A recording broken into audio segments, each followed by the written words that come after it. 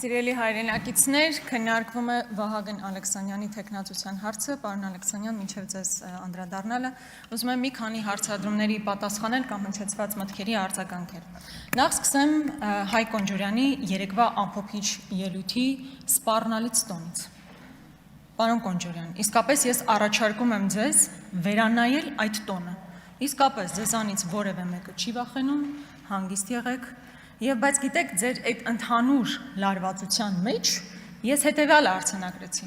որ եթե ձեր եղբայրը պարեկների ուղեկցությամբ գնում եւ սպառնում մարդկանց, դուք էլ հնարավորինս փորձում եք դիստանցավորվել ձեր եղբոր գործողություններից, ինչը նորմալ է, դուք նրա համար պատասխանատվություն չեք կրում։ Բայց դուք գալիս եք այս ամբիոնից մի քիչ ավելի քաղաքակիրթ տարբերակով, այսպես փողկապով, սանրած մազերով, մի քիչ ոսկեղենիկ հայերով, բայց այդ նույն սպառնալիքներն եք հնչեցնում։ Վերանայեք ձեր վարքագիծը, սա նաև բարեկամաբար ենք հորդորում։ Հաջորդը, մի քանի անգամ այս հարցը հնչեցվեց կամ միտքը հնչեցվեց, կարծեմ, այս մեկը չեմ հիշում, բայց նախորդը վստահաբար Մարիա Կարապետյանն էր հնչեցրել,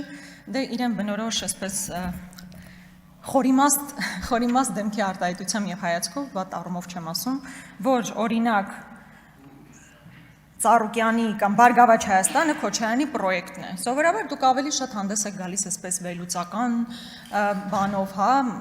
վերլուծական հայացք ուղղելով ինչ-որ իրադարձությունների, սա սովորական բամբասանք է։ Բայց մինչև հասնել այստեղ մեծ հարցադրումներ հնչեցնել, ձեր խմբակցությունում կա հարգարժան Սերգեյ Բագրատյանը։ Մինչև հասնեք այստեղ այսքան երկար տևի այդ հարցադրման հետևից գնալու ձեր ճանապարհը, պարոն Բագրատյանի մոտեցեք, ինքը ամենայն մանրամասնությամբ եւ խորությամբ կարձագանքի դա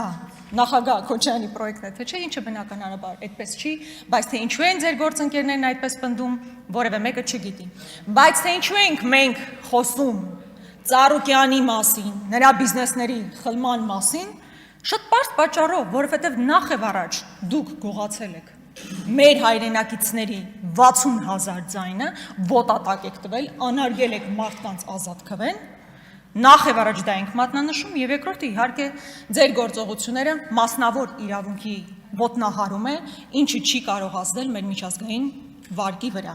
Այսինքն մենք հիմա մտածում ենք, չէ, որ միջազգային ներդրող պետք է գա Հայաստանի Հանրապետությունում։ Բա որ նայում են մեր երկրում ինչա տեղի ունենում, օրը ցերեկով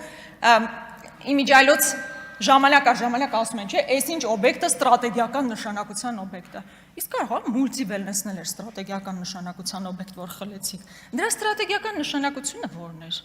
Բիզնես էր, խլեցիք ուղղակի այդ բիզնեսը։ Այո, եւ մենք դա պետքա բարձրաձայնենք, որովհետեւ դա ոչ միայն Ծառուկյանի նկատմամբ իրականացված ապօրինի գործողություններ են, դա Հայաստանի Հանրապետության միջազգային հեղինակության հարցն է եւ հետագա ներդրումներ ներգրավելու լուրջ սպառնալիք։ Այստեղ պատգամավորներ կան, որ ես առաջարկում եմ ի վերջո գիտակցեն, թե այս ամբիոնը ինչպիսի կարևորություն ունի եւ չկարծեն, թե ֆեյքերի պոակի կամ ֆեյքային ինչ-որ ինդուստրիայի մաս են կազմում, գնահատեն այս ամբիոնը, հարգանքով մոտենան այս ամբիոնին։ Չգիտեմ ով ասեց, որ Հայաստանում չկան քաղբանտարկյալներ, իհարկե այս նախադասությունը արդեն բավականին զավեշտ է առաջացնում, Արտուր Սարգսյանը քաղաքական բանտարկյալ է։ Արտուր Սարգսյանը քաղաքական բանտարկյալ է։ Եվ քանի դեռ այս պարլամենտը անձեռնմխելիությունը մեր գործընկերոջ թույլ չէր տվել, որ հաղթահարվի, նա ուղղակի քաղաքական պատանդի կարգավիճակում է հիմա։ Արեգնազ Մանուկյանը քաղաքական հետապնդվող անձ է։ Այսքանի օրը մենք անընդհատ խոսում ենք եւ հատկապես ԿՊ-ական կանանց ես մի անգամ առիթ ունեցա դիմելու։ Դուք այդպես էլ որևէ կերպ չարձագանքեցիք, արդյոք պատրաստ եք քայլեր ձեռնարկել, որպեսզի Արեգնազ Մանուկյանը կարողանա հանդիպել իր դստերը, անչափահաս դստերը, խնդիրն ինչու՞ն է, որ չեք արձագանքում։ Այսպես տեսական ինչ-որ խնդիրների մասին, կանանց իրավունքների մասին խոսելը հեշտ է, իսկ կոնկրետ օրինակների վրա խոսելը դժվար է, եկեք խոսեք։ Բայց քանի որ այստեղ հիմնականում նաև հայրենիքի թեման էր արծածում, պարոն Ալեքսանյան, ես ուզում եմ իսկապես գալ ձեր խոսքի այն հատվածից, կարծում եմ ֆունդամենտալ հարց է այստեղ։ Ինչ էր ասում պարոն Ալեքսանյանը իր խոսքի մի մասում, բառացի չեմ մեջբերի, ընդհանուր բովանդակությունը կասեմ։ Ասում է նախորդ խորհրդարանը աննախադեպ է, Այն տրամաբանությամբ, որ մենք ի վերջո հասկացանք, թե որն է մեր հայրենիքը։ Նման իմաստը բովանդակության առումով դա էր։ Նախորդ խորհրդարանը մեր անկախ պատմության ամենավատ խորհրդարանն էր, ամենախայտառակը, ոչ միայն այսպես միջանձնային հարաբերությունների տեսանկյունից, այլ որովհետև այդ ժամանակահատվածում մենք կորցրել ենք մեր հայրենիքի մի մասը։ Եվ մեր եւ ձեր ամենամեծ տարբերությունն այն է, որ մենք համարում ենք Արցախի կորուստը պատմական ողբերգություն եւ կորուստ,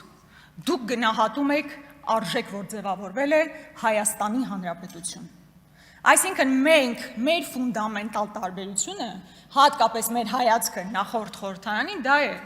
որ մենք հայրենիք ենք կորցրել եւ դա մեզ համար ցավ, ողբերգություն, կորուստ է, իսկ ձեզ համար ձեռքբերում։ Մեր ամենամեծ տարբերությունը դա է։ Բայց առհասարակ ինչ է հայրենիքը։ AI-ով էլ գրելու կարիք չկա, նույն սովորական հին ու բարի Վիկիպեդիան բացում ես։ Ինչ է հայրենիքը։ Տարածք, որտեղ որևէ ժողովուրդ կամ էթնիկ խումբ ապրում է, կերտելով իր պատմությունը, կենցաղը, վարք ու բարքը, փոխելով իր սերունդը, սերունդներին է ժառանգում իր քաղաքակրթության արժեքները, կարծում եմ բոլորի համար է հասկանալիս է։ Օրինակ Արեգա Հովսեփյանը ծնվել եւ մեծացել է Արցախում։ Պարոն Եղոյան, ինչ եք ուզում առաջարկենք, որ Արեգա Հովսեփյանը չկարողանա ասի, որ Արցախը իր հայրենիքն է։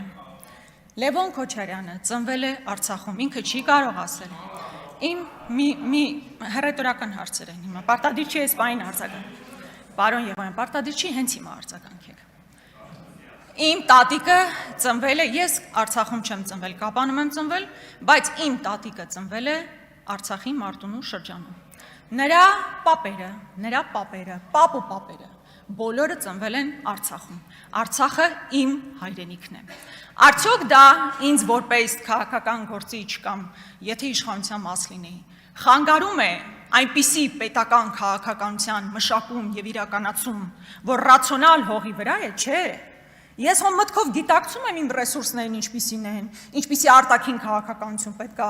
իրականացվի, ինչպիսի անվտանգային քաղաքականություն, բայց դա չի խանգարում քո հայացքը, քո պատմությանը փոխել։ Օրինակ ձեր իրական Հայաստանում նորմա է, որ հերոսների նկարները պետք է ջնջվեն ու ասեք դա նորմալ է։ Դա նորմալ չէ։ Երբ որ դուք անմռունչ պատերազմ եք հայտարարում խորհրդանիշների դեմ, դա նորմալ չի։ Եվ մեր ու ձեր տարբերությունը ոչ թե տարածքի շուրջ է, այլ այդ տարածքի բովանդակության շուրջ է։ Այդ տարածքի բովանդակությունը ամենակարևորն է, որովհետև ես կարծում եմ օրինակ Արցախի հերոսամարտը պատմական հաղթանակ էր, ձեռքբերում։ Դուք օրինակ կարծում եք, որ դա եղել է սխալ, ճակատագրական սխալ։ Սա բովանդակության փոփոխություն է, պատմության նկատմամբ հայացքի փոփոխություն է։ Կամ խորհրդանիշները։ Հիմա Արարատի դեմ պատերազմ եք վարում, դա մեզ համար խնդիր է։ Ես որևէ մեկի համար երևի գաղտնիք չի, Խոստուպը ինձ համար ինչքան կարևոր լեռ է։ Այդ կարևորությունը Խոստուպը չունի հավանաբար ձեզ համար։ Խոստուպը մեր բոլոր լեռներից հավանաբար ձեզ համար հերթականն է։ Ինձ համար հերթականը չի։ Արագածը ինձ համար Հայաստանի ուղղակի ամենաբարձր սարն է։ Իսկ Արարատը հայ ժողովրդի հավաքական հայ ժողովրդի խորհրդանիշն է։ Ու չի կարելի խորհրդանիշները չեղարկել ու նշանակովի դարձնել։ Երբեք խորհրդանիշը նշանակովի չի լինում։ Խորհրդանիշը իր մեջ պատմություն է ներառում, ժառանգություն է ներառում, նշանակովի խորհրդանիշներ երբեք չեն լինում։ Սա մեր տարբերությունն է։ Այստեղ շատ բան կար, հավանաբար այդ առումով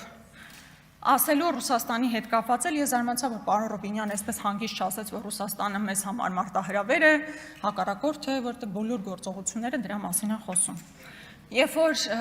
բան են բերում, խումբ են բերում, որ հիբրիդային պատերազմի դեմ, չգիտեմ ինչ անի, դե լավ էլ ուրիշ իր ձևակերպում պետք է տալ։ Պարոն Քոչարյանը, այստեղ Անդրանիկ Քոչարյանը, այստեղում կարևոր է շեշտել։ Պարոն Քոչարյան, դուք 8-րդ տարին ալ հերանումը, դուք այսպես հերթական պատգամավորը չեք եղել։ Անվտանգության պաշտպանության հանձնաժողովի ղեկավարն եք եղել։ Դուք ված չեք զգում, որ 8 տարի գալիս նույն բանի մասին խոսում եք։ Բա 8 տարի լծակները ձեր ձեռքին ունենալով ինչով եք զբաղված եղել։ Ես կարծում եմ ձեզ համար պետք է վիրավորական լինի։ 8 տարի նույն նախադասությունը, նույն Աղան Հովսեփյանը, Ռոբերտ Քոչարյանը, մարտի 1-ը, նույն նախադասությունը, գոնե ձևի համար մի նախադասություն մի քիչ փոխեք։ Ձեզ համար վաճառ չգում։ Մեկ էլ չգիտեմ ինչու որոշեցիք, չգիտեմ ինչու որոշեցիք, պարոն Քոչարյան, անդրադառնալ ինձ, իմ դերին եւ կարգավիճակին։ Պարոն Քոչարյան, դուք ձեր մասին մտածեք, քաղաքական գեներալի կոչումից դարձել եք եֆրեյտոր, շնորհակալություն։